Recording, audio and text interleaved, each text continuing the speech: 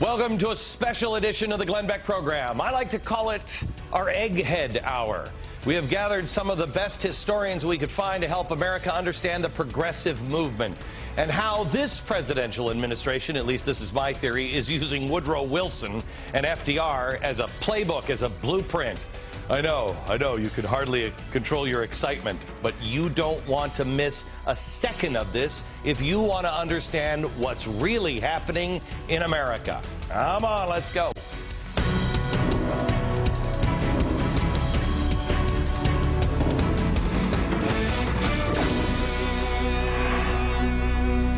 Hello, America. Hope and change. Well, it was a movement that surged Barack Obama into the White House. But it is not the first time America has seen this sort of political uprising of hope and change and progress. There was hope and change way back in the early 20th century, but the name was different. It was progressivism. Have you heard that before? Are you a progressive? It was the shiny new car. Well, now, wait a minute. What happened? Well, you see, back in the early 20th century, everybody wanted to take it for a spin. Progressivism had no political boundaries. The Democrats, like Woodrow Wilson, loved it. Republicans, Teddy Roosevelt, loved it. America was stuck in a rut. We needed to make progress. How better to break free than to use progressive tactics? Well, the message resonated with so many Americans, and progressives began winning elections. And then they started to govern. That's where the problem came in.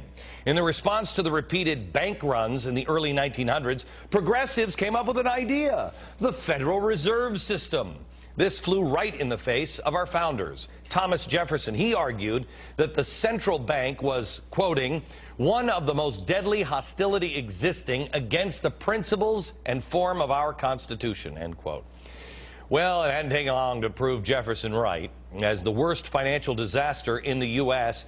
happened largely because of the Fed's continual contraction of the money supply before and during the Great Depression. Didn't work out so well, did it? Progressives also wanted to redistribute the wealth, spread it around a bit. They implemented an income tax. In fact, the name is still a progressive income tax. You see, how did they possibly sell it to the American people? It was easy. They sold it at something, it was just going to lower tariffs. It would only be a tax on the wealthy. That's it. The regular people would never see it. Woodrow Wilson, the progressive Democrat, led passage of the Revenue Act in 1913. Well, the rates that the progressives promised only lasted 4 years. Then all Americans had their taxes jacked up, and they haven't come down since. The bottom tax bracket hasn't paid single-digit percentages in taxes in over 60 years. How's that progress?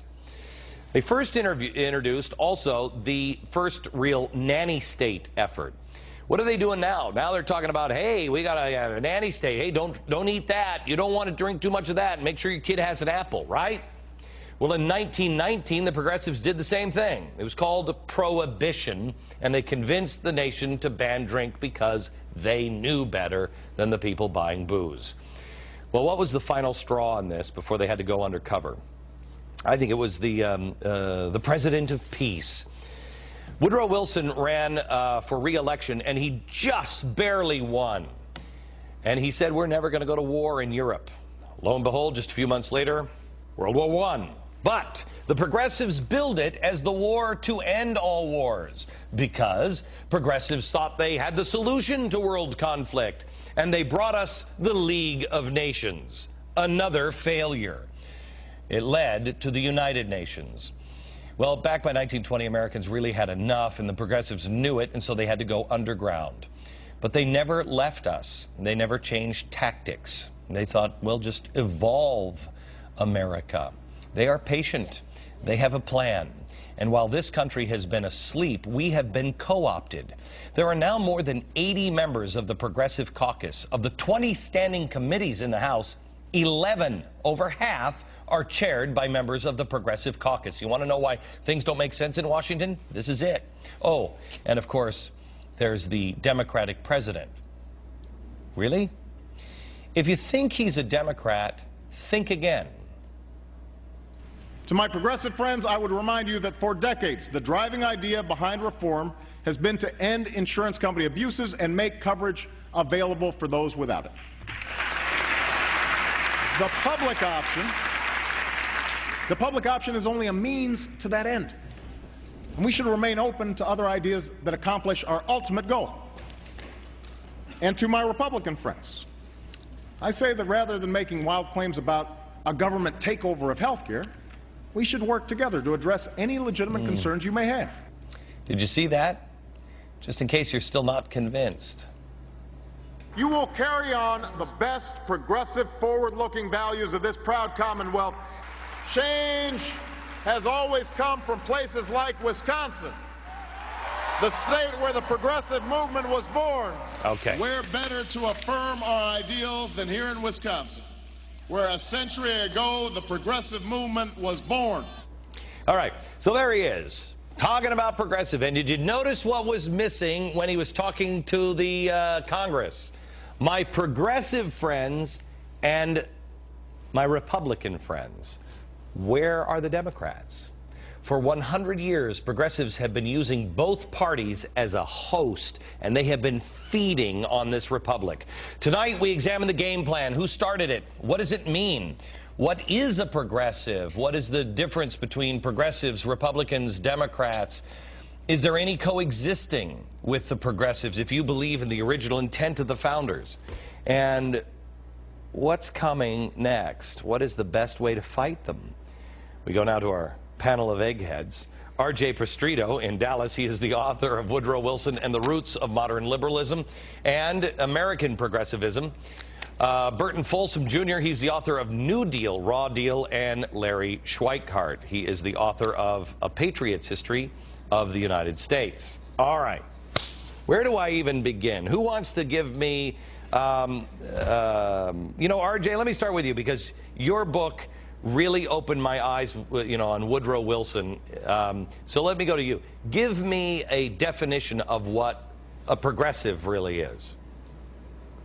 Well, Glenn, to me, progressivism is all about moving beyond the Constitution, getting beyond the bedrock principles of the American founding. The progressives detested the political ideas behind the Declaration of Independence because they enshrined the idea of individual God-given rights as the end of government.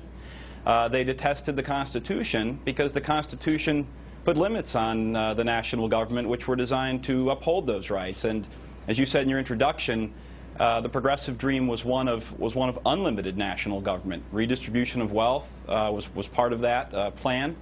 And the progressives knew that the political principles of our founders stood in their way. So progressivism, in a nutshell, is to progress or to move beyond the Constitution. You guys both agree with that here? It is. I think it's even more in that there's an assumption about human nature that's built into progressivism. Okay, let's get into that in a second because I know where you're going, and I can't wait to open that can of worms. But let me go here. Most people, when you say the kinds of things, when I started learning about progressivism, right, really learning about it, I thought, well, now wait a minute, this is Marxism, but they separate and help me out.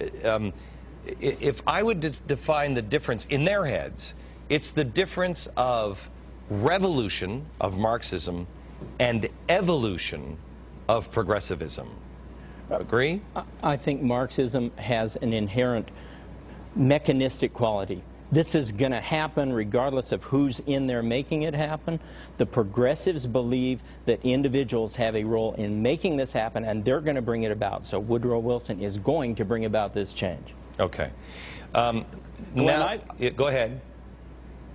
I like to think of the progressives as conservative socialists. The same aims, the same understanding of the role of the state, no boundary that individual rights can place between the state and the individual, but the change they want it to take place, as you said, more gradually, more organically. So okay, conservative socialist is not a bad way to think of it. All right, and this is because I want to make sure, because most Americans don't really have a handle on what the progressive movement is.